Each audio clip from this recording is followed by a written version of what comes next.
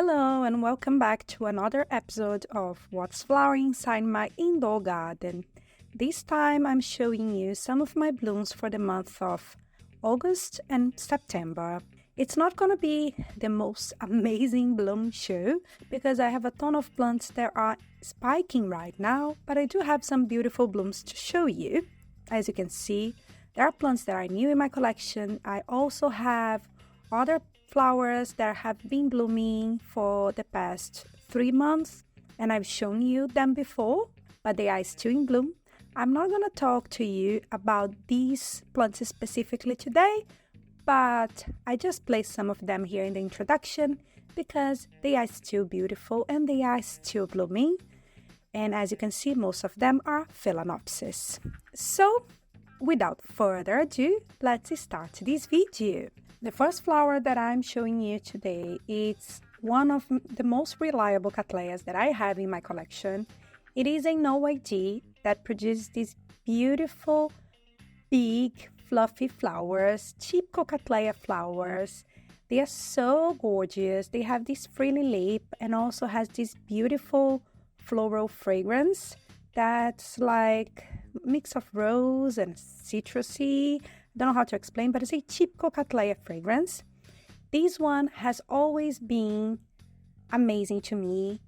I repotted it recently. It has already a ton of new growths. It's filling its pot with many roots and it blooms every year non-stop, which is amazing. On top of that, as you can see, it produces super large flowers with this large contrasty lip, and it will also rebloom for me soon. I hope you can see that I have 3 buds that will open behind these 2 flowers in another growth. So not only I have these 2 flowers that will be in bloom for me for a month or so, but then it will rebloom. And again, I will probably have this Cattleya in bloom for me for the next 2 months, which is amazing. I offer the same care that I offer to other Cattleyas. This one is sitting on my windowsill, receiving only natural light.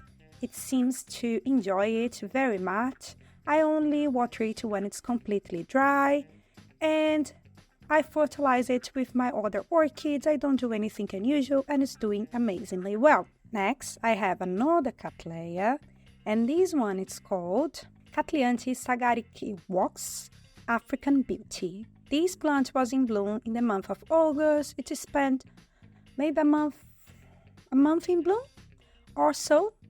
This is a little bit different from the previous Cattleya that I showed you. It's a different type of hybrid. It doesn't have this type of super large and fluffy flowers. The flowers are a little bit smaller.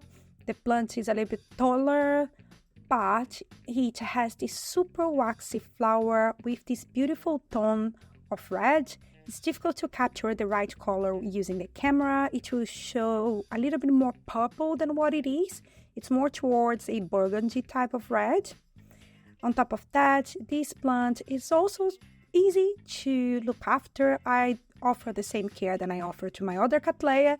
The difference is this one got attacked by thrips a long time ago, so it suffered a little bit, suffered more than the big Cattleya that I showed you first, but now it's completely recovered, and this one blooms once a year for me only, but every year around summertime, I have these beautiful red Cattleya blooms. It's also perfumey.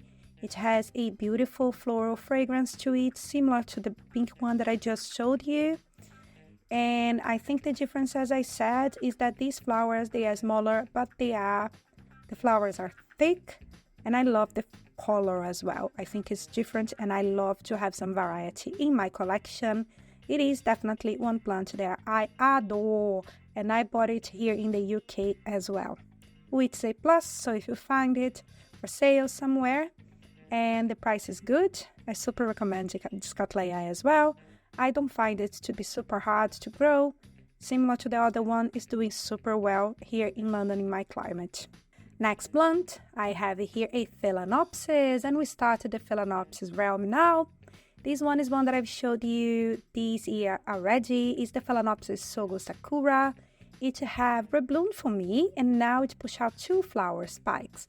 During winter, if I'm not mistaken, only produced one flower spike, but now decided to rebloom. I usually cut all of my flower spikes when spring hits on, the weather is a little bit warmer. I tend to cut and wait for them to rebloom. However, I live in a country that can get cold sometimes, and I think the room temperature induced some of my Phalaenopsis to rebloom much earlier. This one is not the only one. I have other Phalaenopsis spiking right now, which is great. I have more Phalaenopsis blooms, but they don't exactly work as winter spring because of the climate that I live on. This one is a beautiful Phalaenopsis. This is the one of the most compact ones that I have.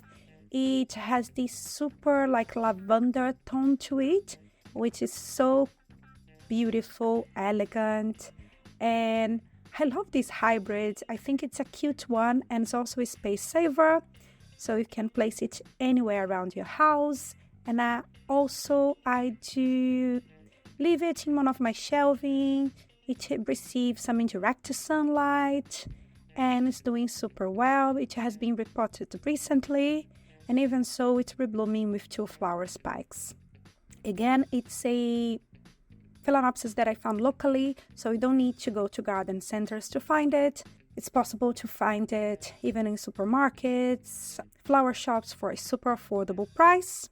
Next Phalaenopsis is my Tetraspis C2. I've shown you this one as well this year, somehow maybe in the beginning of the year, I am not sure. But anyway, this plant is blooming and reblooming for me now non-stop, which is amazing. I'll have more blooms after this one soon. And what I noticed with this plant is that since the weather got a little bit warmer, it started pushing out flower spikes with some red on the petals and sepals, which is amazing. It's the first time that I encountered that with my Tetraspis. It makes me so happy. So if you look, you can see that the leaves are frilly, and also it has a purple when it's coming to the ends of the leaf. And I have only one flower that is completely white, is the one that's closest to the camera. All of the other ones have some sort of red. I have some that have only one petal or one sepal that's completely red. I have another one that has dotted petals and sepals, so it's a completely different. One flower is never exactly the same, so they are all different, and that is amazing. This one has a strange type of fragrance. I am not a big fan of the fragrance of the Tetraspis, but I am a huge fan of the flowers. It's not a massive Phalaenopsis either. I bought it here in the UK as well.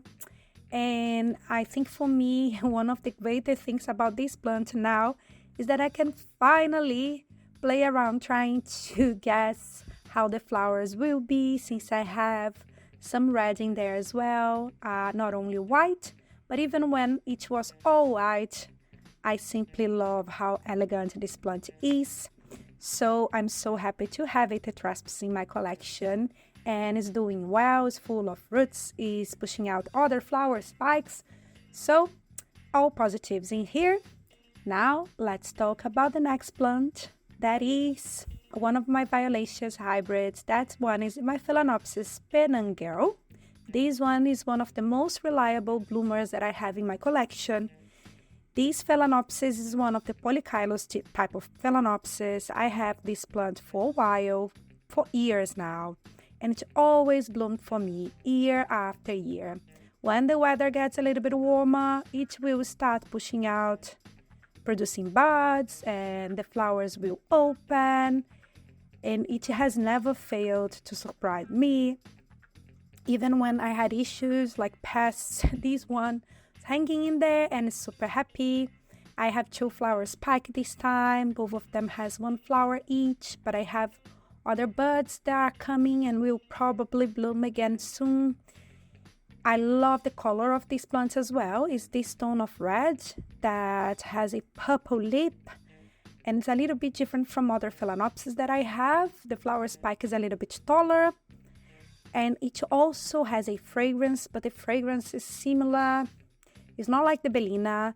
It's a little bit less fruity than the Barrina, and it's a little bit more spicier. Maybe it's similar to the Violacea. I'm not sure. I don't have a Violacea, but the fragrance definitely resembles the other Violacea hybrids that I have. So I believe that's probably it. Anyway, now let's go to the last Phalaenopsis in this list. This one is my Phalaenopsis German Vincent Variety Blue crossed with Dragon, Tree Eagle, Pink Star. Such a long name, but here we are. So this is a beauty. I've recorded some highlights on this plant before. I think the fact that I have it for like 4 years at this point, and it struggled a lot with pests in the past. So I was growing it, taking really good care of it, never bloomed for me. And finally, from the point that it started to bloom, it never stopped. And I'm so glad. So now that was summer here and the weather got a little bit warmer, it pushed out flower spikes and now buds as well. What I love about this plant is that the flowers are a little bit large compared to other Polychilus hybrids. As you can see, the flower is yellow. I would say the petals and sepals are yellow, but they have a tone of pink purple towards the center. And I love the contrast that this flower has on top of its size.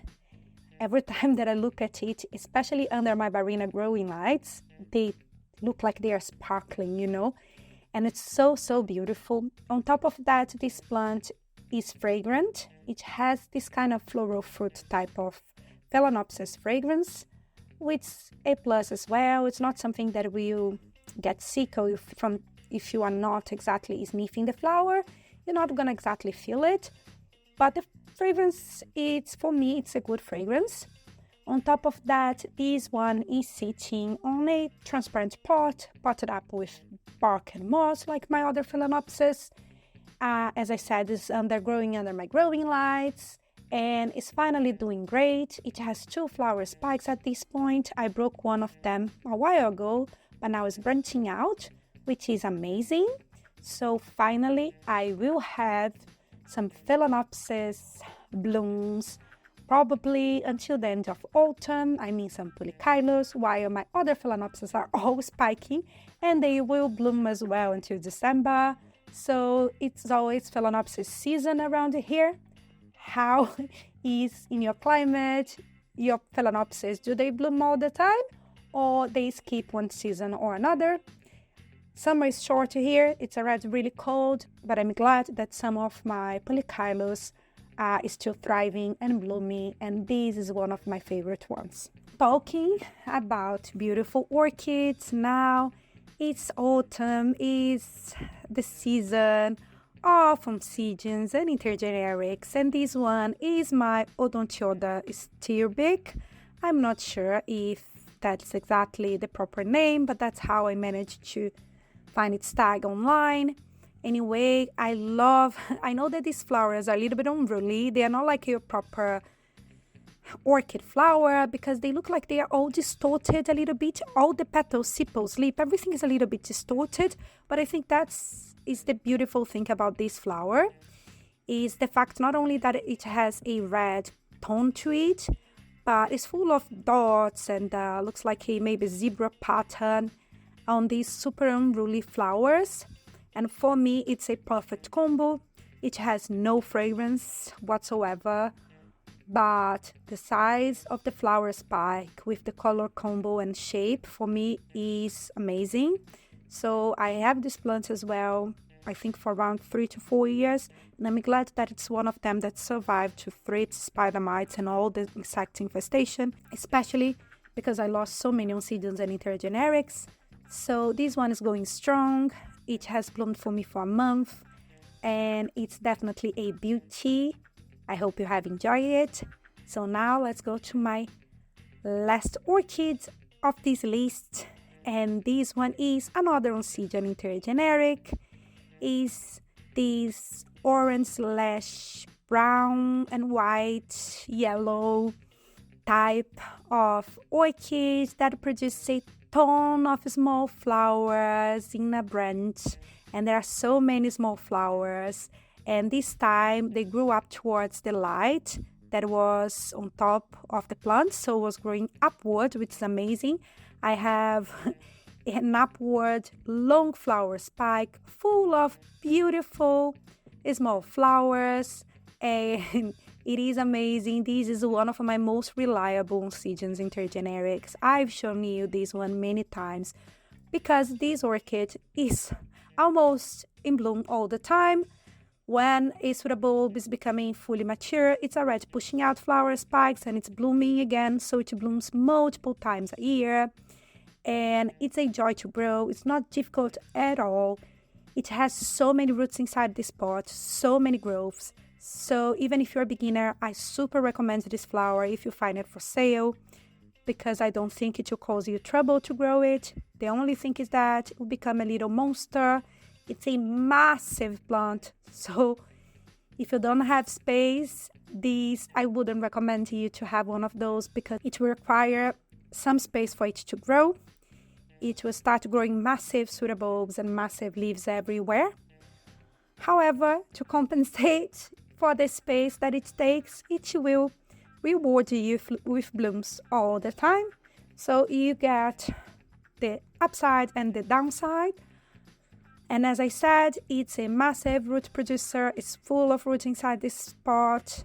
It is already in a big pot, so I cannot even repot it right now.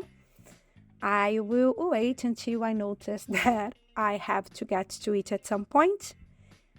But it is a beautiful orchid, and that concludes the video today. I hope you enjoyed to see some of my orchids in bloom. If you did, hit the like button, leave a comment down below. Let me know which orchid was your favorite this 2 months, and which type of orchid would you like me to show more here on this channel. I'd love to hear more from you. And without further ado, I'll see you next time. Bye bye!